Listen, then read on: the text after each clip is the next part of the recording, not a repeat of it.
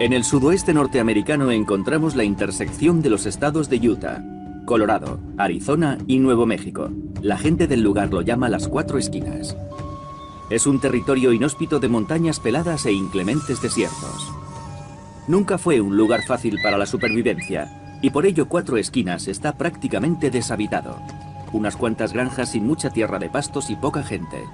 Pero esta tierra estéril y agostada fue en un tiempo el hogar de la mayor civilización de la prehistoria americana.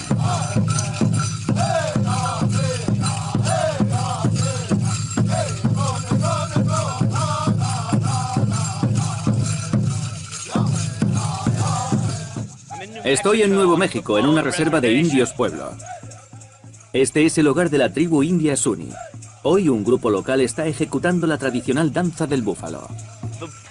Los indios pueblos siguen en contacto con gran parte de sus raíces. Esto es como viajar en el tiempo a la época de sus antepasados.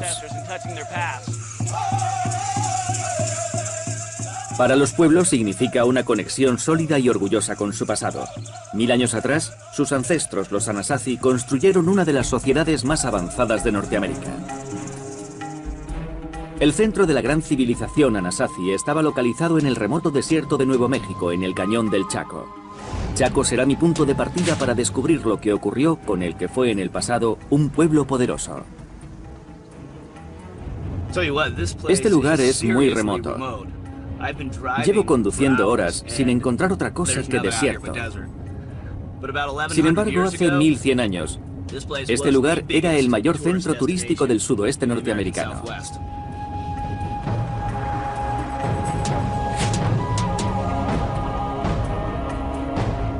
Estamos en el Cañón del Chaco. En un tiempo fue el centro de una vasta y avanzada civilización que abarcó miles de kilómetros y perduró durante cientos de años aquí, en el sudoeste norteamericano. Los Anasazi son uno de los pueblos más misteriosos del planeta. Después de 400 años de expansión, simplemente desaparecieron. El motivo de su desaparición sigue confundiendo hoy en día a los arqueólogos y sigue siendo uno de los mayores misterios de Norteamérica. Mi investigación sobre los Anasazi empieza en el centro del Cañón del Chaco.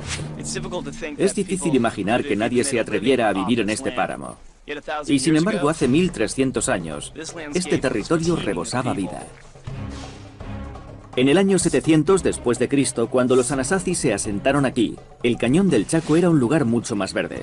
Había pinos y suficientes cursos de agua como para mantener una sociedad basada en la agricultura y la ganadería. En torno al año 850 después de Cristo, los Anasazi empezaron a construir estructuras formadas por habitaciones, llamadas grandes casas. Estos edificios monumentales fueron levantados laboriosamente por una cultura que desconocía la rueda y no utilizaba bestias de carga, tan solo con herramientas de la Edad de Piedra.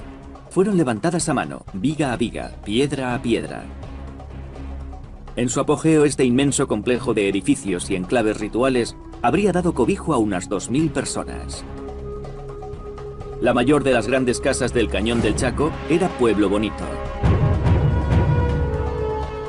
Pueblo Bonito era el centro del Cañón del Chaco. Edificado durante más de 200 años, este imponente complejo llegó a tener 5 pisos de alto y 76 metros de ancho, y estaba formado por nada menos que 600 habitaciones. Pueblo Bonito fue la mayor estructura de América hasta la construcción del primer rascacielos en 1890. El tamaño del edificio sigue maravillando a los arqueólogos.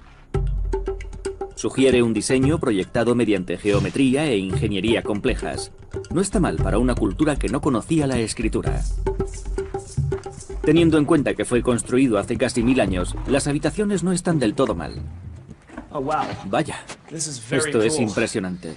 Sería fácil pensar que los Anasazi construyeron estas estructuras desde fuera, simplemente como una obra de albañilería. Pero una vez entramos en una de las habitaciones, nos damos cuenta de que enyesaron las paredes tanto por fuera como por dentro. Y fijaos en lo que tenemos aquí, un entramado original de madera intacto. Esto es realmente auténtico. Para hacernos una idea más precisa de la función de este edificio, cuento con la ayuda de uno de los mayores expertos de Chaco, el arqueólogo John Canter. ¡Qué suerte tienes, John! Esto es espectacular. Es un sitio increíble. ¿Estas vigas son originales? Sí, es una parte original del edificio y se puede ver por toda la estructura ahí donde las colocaron. Es increíble pensar que la madera fue traída desde emplazamientos mucho más elevados, a distancias considerables de aquí. Conservadas por el aire seco del desierto, estas vigas tienen 1100 años. Fueron necesarios 200.000 árboles para construir el Chaco. Fueron traídos hasta aquí a pie desde la cima de las montañas a más de 150 kilómetros de distancia. Muchas de las piedras fueron arrastradas hasta aquí desde un cañón cercano. Están talladas a mano y cuidadosamente encajadas las unas con las otras. Podemos ver que casi no se utilizó mortero, lo que forma parte de la genialidad del diseño. Fueron capaces de encajar todas las piezas entre sí, lo que supone muchísimo trabajo. Pero ¿cuál fue el motivo de la construcción de este lugar?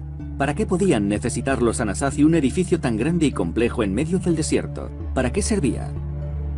La respuesta a esta pregunta reside en los propios Anasazi. Peregrinaban hasta el cañón del Chaco desde sus granjas sitas por todo el territorio. Los arqueólogos han llegado a la conclusión de que Pueblo Bonito era una especie de hotel para estos peregrinos. Los peregrinos eran el motivo de existencia del Chaco y a menudo caminaban durante cientos de kilómetros para llegar hasta el cañón. Cada uno llevaba consigo las maderas y piedras necesarias para proseguir con la construcción de la estructura. ¿Pero a qué venían los peregrinos hasta el cañón del Chaco? ¿Qué les atraía? John me muestra una de las razones. Estas amplias habitaciones circulares están por todo el Chaco. Se llaman quivas. Se cree que las quivas, excavadas en la tierra y otrora cubiertas con techumbre de madera, estaban en el epicentro de las ceremonias religiosas del Chaco. Imaginamos que habría una hoguera y que la gente se sentaría a su alrededor. Habría bailarines danzando al son de los tambores. Debía ser una experiencia espectacular. Nadie habría visto nada parecido hasta el momento. Pero ¿quiénes eran estos peregrinos y de dónde venían? Vivían en pequeños pueblos agrícolas como este, repartidos sobre miles de kilómetros cuadrados por todo el sudoeste. Hola, ¿cómo estás? Encantado de conocerte. El arqueólogo Dan Simplicio me muestra uno de esos poblados y el tipo de vida que llevaban aquellos granjeros. ¿Qué ruinas son estas? Esto es Ojo Caliente. En Suni lo llamamos Gatna. Gatna significa próximo a una buena fuente de agua para el cultivo. Entonces, hace unos 1000 años, si no vivías en el Chaco, ¿dónde lo hacías?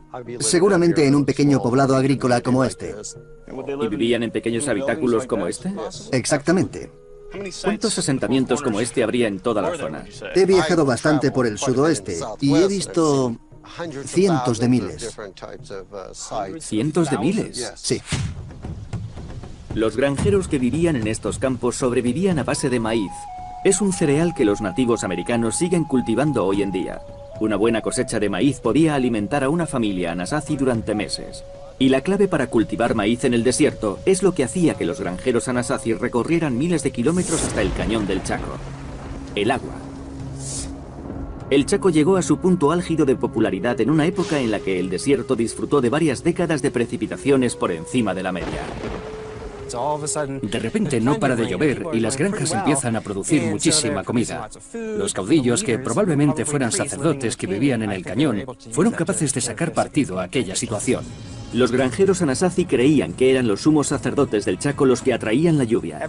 Incluso antes de que el Chaco empezara a dedicarse a este tipo de cosas, el clima había sido bueno, y los campesinos esperaban poder traer consigo algo de aquel poder para que sus campesinos florecieran. En ese momento fue cuando empezó la construcción continuada de este lugar. Creo que la gente no solo venía hasta aquí para tomar parte en las ceremonias, sino para poder maravillarse de la enormidad de este edificio imponente.